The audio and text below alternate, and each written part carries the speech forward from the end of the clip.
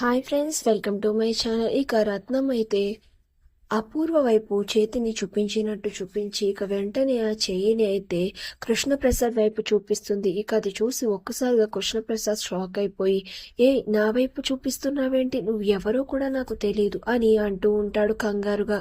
ఇక అప్పుడు రత్నం అంటూ ఉంటుంది, అదేంటయ్య గారు అలా మాట్లాడుతున్నారు, మీరే కదా ఈయన గారి అన్నగారిని చంపమని నాకు చెప్పారు, అందుకే కదా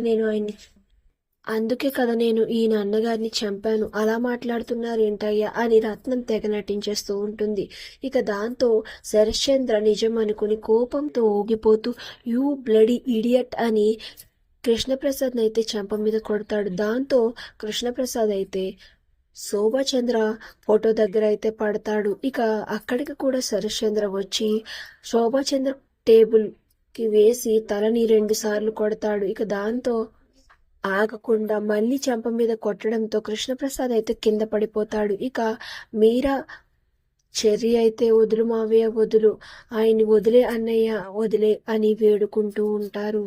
ఇక అప్పుడే అపూర్వ అయితే శరశ్చంద్ర ముందుకి వచ్చి అంటూ ఉంటుంది, బావా నాకు ఇప్పుడు అర్థమైంది, వీడు అక్కని ఎందుకు చంపాడో తెలుసా, వీడికి పెళ్ళయిందని అక్కకి తెలిసిందని అక్కని చంపేసి పొట్టన పెట్టుకున్నాడు, వీడిని వదలకూడదు అని అంటూ ఉంటుంది. ఇక వెంటనే శరశ్చంద్ర తీసుకుని వెళ్ళండి, వీడిని తీసుకుని వెళ్ళి వీడికి శిక్ష వేసి బయటకు రానివ్వకండి అని శరశ్చంద్ర కోపంగా అనడంతో పోలీసులు అయితే తీసుకుని వెళ్తూ ఉంటారు. ఇక ఈ నిందలు అన్ని తట్టుకోలేక కృష్ణప్రసాద్ అయితే బాధగా ఏమీ తోచినట్టు అలా చూస్తూ ఉంటే చెర్రి మీరా అయితే బాధగా చూస్తూ ఉంటారు. మరి నెక్స్ట్ ఏం జరిగిందో తెలియాలి అంటే ప్లీజ్ సబ్స్క్రైబ్.